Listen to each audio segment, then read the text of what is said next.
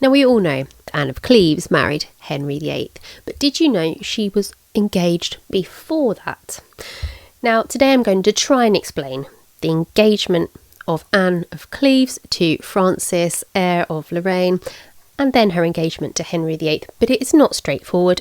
There are still some gaps in this knowledge, but I'm going to do the best I can, and I've got my coffee to help me. I suggest you go and get some too. This all begins with a chap called Charles of Egmont, who was the Duke of Guelders. Now, the Duchy of Guelders was an area that partly was in what is modern day the Netherlands and modern day Germany. It was a significant patch of land, country, state, and it was often embroiled in political negotiations and arguments. Lots of people were laying claim to it. So the guy who currently owns it, the Duke of Guelders, Charles, he is childless. So he is going to die without an heir, and he needs to name one, and he is consistently changing his mind. So the people that lay claim to it. Firstly, we have Anne's father, John III. This bit of land, this duchy, has once been part of Jülich, which John III owns. They'd lost it in the 15th century, so he has got a bit of a claim to it. It's also claimed by the Duke of Guelders' great nephew, who's Francis, who's also heir of Lorraine. With me so far? Francis I of France also lays claim to it, as does Charles V, the Holy Roman Emperor. So all these people are suggesting that they are the rightful heir. Once Charles of Egmont has gone, that they are the rightful heir of the Duchy of Guelders. John III says, how about this? I'll pass my claim to my daughter Anne on the understanding that she then marries Francis, the heir of Lorraine, and that if they then marry, it will go to him. So you've got like a double claim put together there. This is agreed.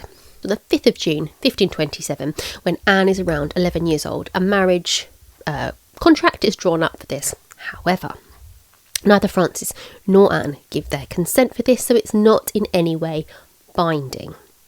It does seem that this agreement was off again, on again, off again, on again throughout the years. This caused some trouble, and we'll discuss this in another video, but this caused some trouble when Henry sends his ambassadors and over to Cleves when he's thinking about marrying Anne, and they're trying to find out, is she promised to someone else or not? Now, Anne's father passes away in the February of 1539.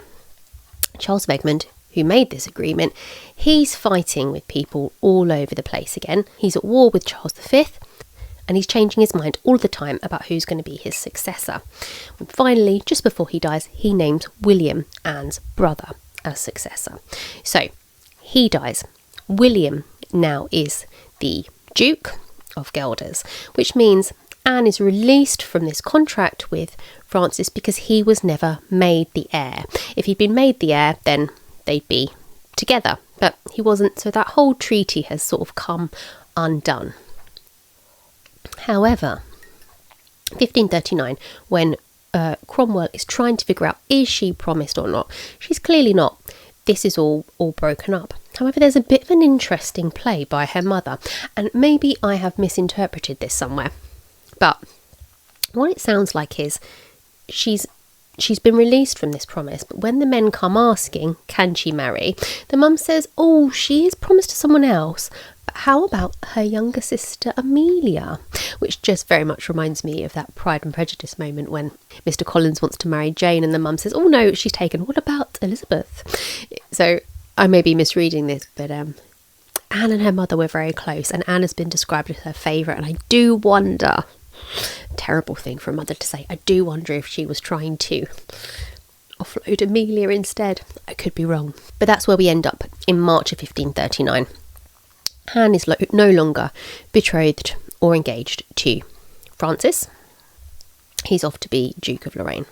And he's got, we don't need to worry about him anymore. But we do need to worry about Henry. So just to backtrack again. In 1530, it had been suggested that to Henry that an alliance with Cleves would be a really great idea. They probably meant William and, so Anne's brother, William, and Henry's daughter Mary. But the suggestion was that Cleves, this duchy anyway, they have a great military, and if we ever needed help, they could very quickly raise an army to help us. So, brilliant bloodline and military advantage. Tick, tick. This isn't really bothered with. But then in 1537, Henry's looking for a new wife. The family suggested again, Henry's not interested, and I tell you why, because he believes he is the playboy of Europe. He has women knocking at his door to marry this eligible bachelor, and it takes him quite a long time to exhaust what he thinks are all his possibilities. I won't go into all the details now. I have made videos on it before, but there's a lot of women he tries, and he really does think that they will just all line up for him at Calais and he can take his pick, whereas the French are very much like, no, they are not horses, you are not doing this. So eventually, 1538, he's exhausted all his other possible options, nobody wants him. Let's reconsider Cleves. Also at this point, Charles and Francis out in Europe have become buddies.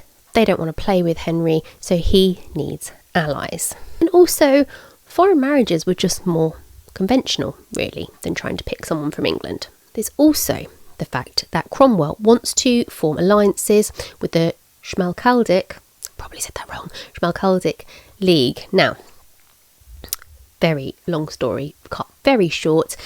The Reformation obviously caused a rift between Protestants and Catholics in Europe and in Germany too, but Germany is mostly part of the Holy Roman Empire. Holy Roman Emperor is Team Catholicism. So the Protestants create their own league, 6 Protestant princes, to create kind of like a hub of support with an army, like a focal point for this faith. Anne's father isn't involved. Anne is still very Catholic, but her brother-in-law, so the husband of her sister Sibylla, John Frederick, he is a big part of that. So through him, she has Lutheran links. She has links with reform. Now we know Henry isn't really interested in reform, Anne isn't really interested in reform, but Cromwell is. So he would quite like that alliance. But remember, it's not just that brilliant bloodline, excellent military.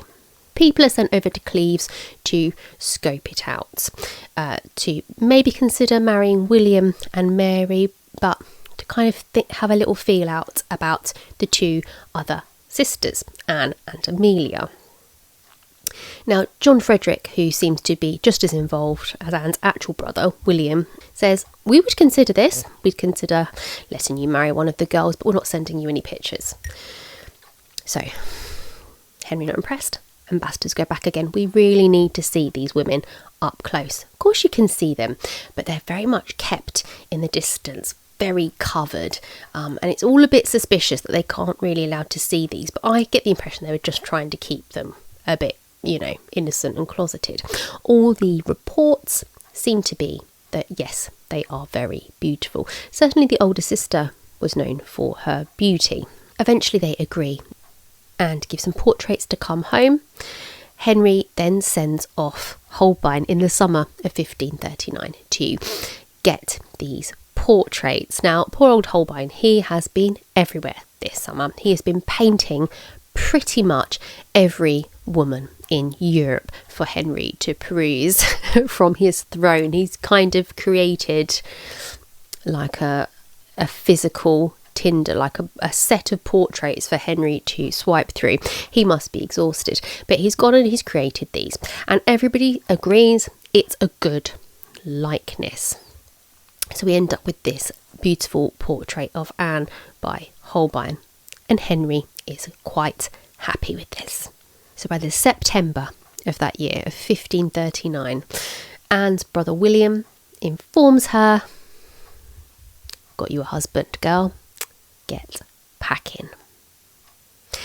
So in the next video we will talk about her journey to England and her marriage to the one and only Henry VIII. Don't forget you can find me in all these places, and you would make my day if you would subscribe, and I will see you soon. Cheers.